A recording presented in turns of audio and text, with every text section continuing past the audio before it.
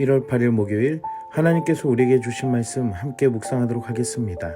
성경 창세기 5장 1절부터 32절까지입니다. 이것은 아담의 계보를 적은 책이니라. 하나님이 사람을 창조하실 때 하나님의 모양대로 지으시되 남자와 여자를 창조하셨고, 그들이 창조되던 날에 하나님이 그들에게 복을 주시고 그들의 이름을 사람이라 일컬으셨더라. 아담은 130세에 자기의 모양 곧 자기의 형상과 같은 아들을 낳아 이름을 셋이라 하였고, 아담은 셋을 낳은 후 800년을 지내며 자녀들을 낳았으며 그는 930세를 살고 죽었더라. 셋은 105세에 에노스를 낳았고, 에노스를 낳은 후 807년을 지내며 자녀들을 낳았으며 그는 912세를 살고 죽었더라.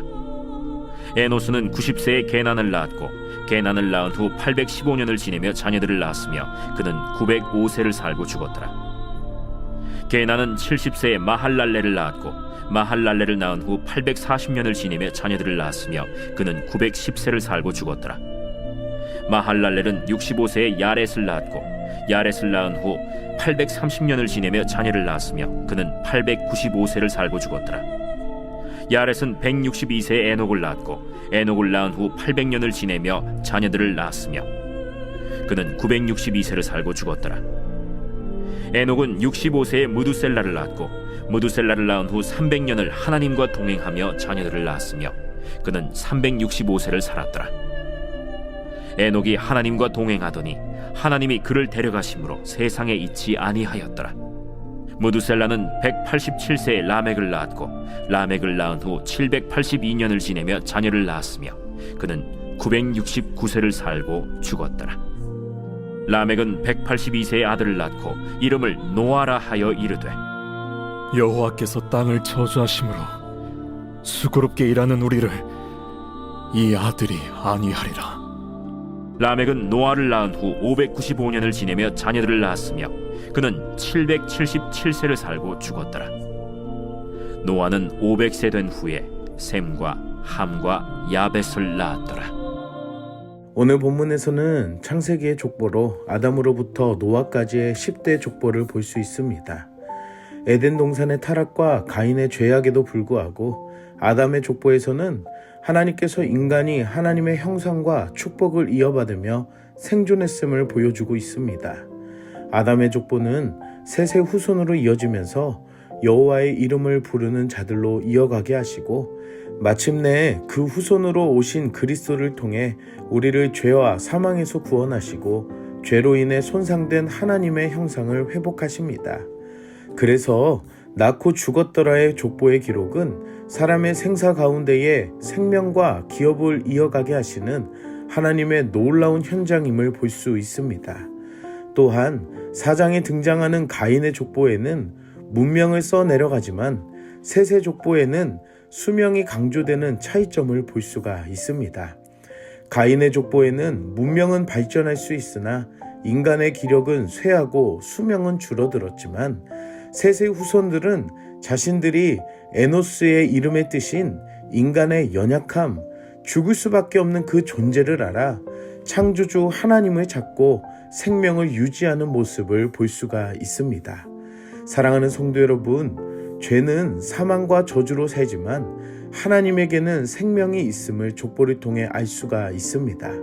오늘 하루 우리가 예수 그리스도를 통해 생명에 속한 자임을 알며 감사하는 하루가 되기를 축복합니다. 5장의 족보 중에서도 가장 눈에 띄는 사람은 에녹이라 할 수 있습니다. 그 이유는 죽음의 족보에서 죽음을 경험하지 않은 유일한 사람이기 때문입니다. 에녹의 연수는 다른 사람들에 비하면 3분의 1 남짓이지만 에녹의 일생이 족보에 기록된 것은 남겨야 하는 특별한 의미가 있기 때문입니다. 에녹의 삶은 하나님과 동행하는 사람이었습니다. 그것도 22절과 24절에 2번이나 소개되는 것은 아들을 낳은 후에도 그는 변치 않고 300년을 하나님과 함께 걸었음을 알 수가 있습니다. 곧 에녹은 하나님을 신뢰하고 그분의 뜻을 따라 살아가는 그 믿음과 온전한 순종이 있었음을 알 수 있습니다. 그래서 에녹은 유일하게 죽음을 경험하지 않았고 하나님께서 데려가신 존재가 되었다는 것입니다. 성경에서는 죽음을 넘는 사람인 에녹과 엘리야, 그리고 부활의 예수님과 승천하심을 볼 수 있습니다. 히브리서의 기록의 에녹은 믿음으로 하나님을 기쁘게 한 자였음을 고백합니다. 에녹은 아담의 족보에서 죽음 너머의 생명의 가능성을 알려주고 하나님의 백성에게 주어질 영생의 소망을 예시하고 있습니다. 그리고 이 실제는 예수 그리스도를 통해 실현이 됩니다. 순종으로 인해 하나님의 기쁨이 되시고 영생의 소망을 보여주신 그 예표가 되신 것처럼 우리에게는 더 확실한 소망이 된 것입니다.